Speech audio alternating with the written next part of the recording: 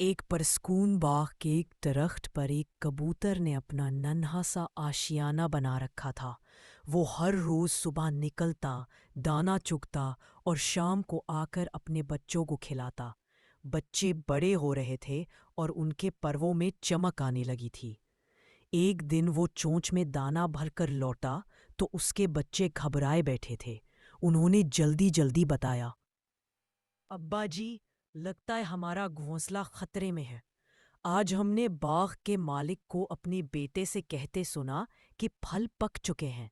وہ کل اپنے دوستوں کے ساتھ آ کر درختوں سے پھل اتروائے گا، کیونکہ اس کے بازو میں درد ہے اور وہ خود یہ کام نہیں کر سکتا۔ کبوتر نے نرمی سے بچوں کو تسلی دی، گھبرانے کی کوئی بات نہیں، وہ کل اپنے دوستوں کے ساتھ نہیں آئے گا۔ تم سب آرام سے رہو۔ اور واقعی اگلے روز باغ میں کوئی نہیں آیا۔ کچھ دن بعد باغ کا مالک اپنے بیٹے کے ساتھ دوبارہ آیا اور کہنے لگا، اس دن میں اس لیے نہ آ سکا کہ میرے دوست وعدہ کر کے بھی نہ پہنچے، لیکن اب انہوں نے یقین دہانی کی ہے کہ کل وہ ضرور آئیں گے اور سارا پھل توڑ دیا جائے گا۔ بچوں نے یہ بات کبوتر کو سنائی تو اس نے پھر پورے اعتماد سے کہا، پریشان نہ ہو، وہ کل بھی نہیں آئیں گے۔ اور اسی طرح وہ دن بھی گزر گیا۔ مالک کے دوستوں نے پھر وعدہ پورا نہ کیا۔ پھر ایک دن مالک دوبارہ باغ میں آیا، تھوڑا ناراض نظر آ رہا تھا۔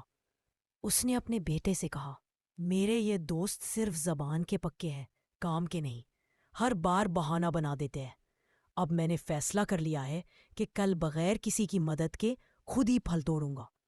کبوتر نے یہ بات سنی تو اس کا دل بیٹھ گیا۔ فوراً بچوں سے بولا، اب ہمیں یہاں سے چلے جانا چاہیے۔ اب وہ واقعی کل ضرور آئے گا، کیونکہ اس نے دوسروں پر بھروسہ کرنا چھوڑ دیا ہے۔